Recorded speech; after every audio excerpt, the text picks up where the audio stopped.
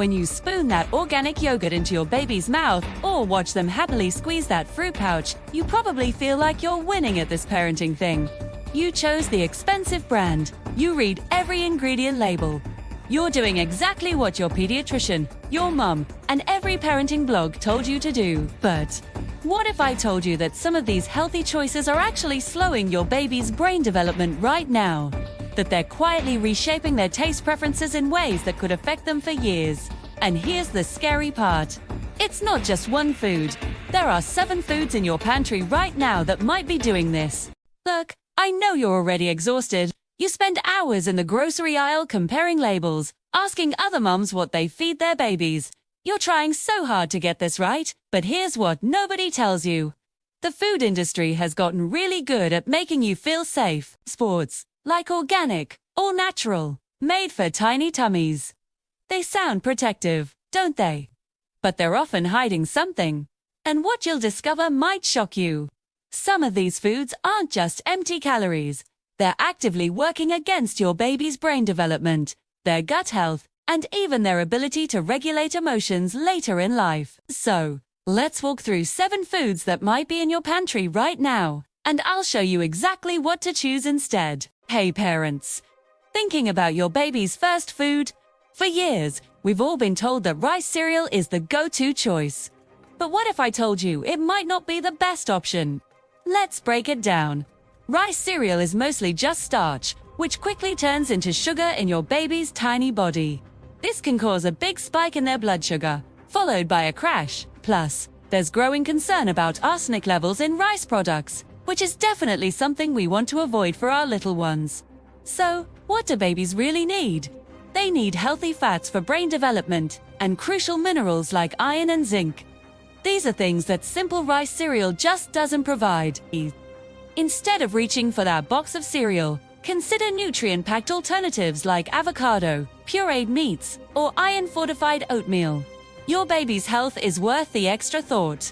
Thanks for watching, and be sure to subscribe for more baby-led tips. These are the nutrients that build neural connections and support focus. When your baby fills up on rice cereal, they're missing out on what actually fuels brain growth and muscle development. Think about it this way. Would you build a house with cardboard instead of bricks? That's essentially what's happening when rice cereal becomes the foundation of your baby's diet. The solution is actually simpler than you think. Start with iron-rich purees like mashed lentils, egg yolk, or pureed salmon. Add a small drizzle of olive oil for healthy fat. These foods provide the building blocks your baby's brain actually needs. They're not harder to prepare, just different, and the difference they make is enormous. Number 2. Flavored yogurts. Here's one that shocks parents. That cute little yogurt with the cartoon characters. It's basically ice cream in disguise. Now, yogurt itself can be absolutely amazing for gut health and brain development, but only if you pick the right kind. You might be choosing those adorable baby-friendly fruit yogurts because the packaging says made for little tummies or probiotic power. They seem like the perfect combination of nutrition and convenience. This is the part nobody tells you. Most of those baby yogurts are packed with added sugar or fruit concentrate. Some contain as much sugar per ounce as actual ice cream. They've turned a probiotic superfood into dessert. Let me explain what's really going on. High sugar feeds the wrong kinds of gut bacteria, the beneficial bacteria that support digestion, immune function, and even emotional regulation. They get crowded out by sugar-loving bacteria that trigger inflammation. Your baby's gut and brain are deeply connected through what scientists call the gut-brain axis, MILID. When you disrupt the balance of gut bacteria with excess sugar, you're not just affecting digestion. You're potentially influencing everything from immune response to mood stability later on. Here's the easy swap. Go for plain, full-fat yogurt. Yes, it seems boring, but then you control what goes in it.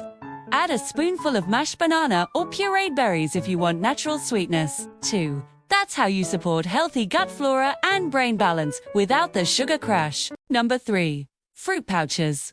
I need you to look in your diaper bag right now. How many squeeze pouches are in there? Because each one is teaching your baby's brain to become a sugar addict. Those pouches feel like a lifesaver on busy days, don't they? They're convenient, organic. Your baby seems to love them. They don't make a mess. Of course, you reach for them when you're juggling a diaper bag, a grocery cart, and a fussy baby.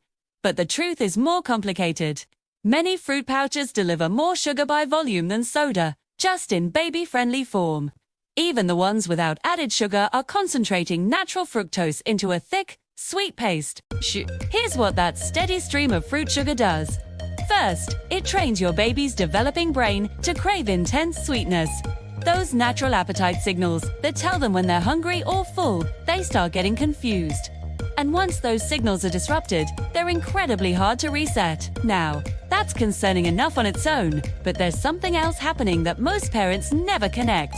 You know, those speech delays everyone's worried about.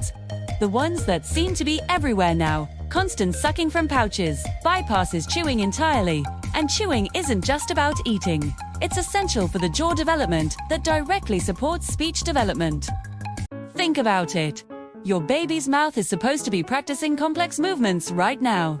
Tongue positioning, jaw strength, lip coordination.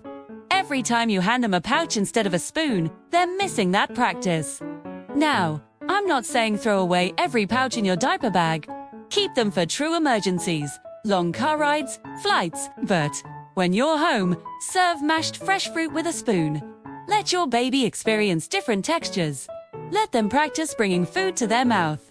That's how they learn what real fruit tastes like. And that's how they develop the oral motor skills they need for talking. Number 4. Whole grain baby crackers. But they're whole grain. I hear this in my office every single week, from parents holding up a box with a smiling baby on it. Let me show you what's really in those teething crackers. They seem like such a smart snack choice, easy for little hands to hold. The box says no added sugar and whole grains. They're specifically marketed for babies. You're probably thinking you found the perfect solution for snack time. Behind the scenes, here's the reality. Most of these crackers are made with refined flour and seed oils, not the whole grains the package implies. The whole grain stamp doesn't mean what you think it means.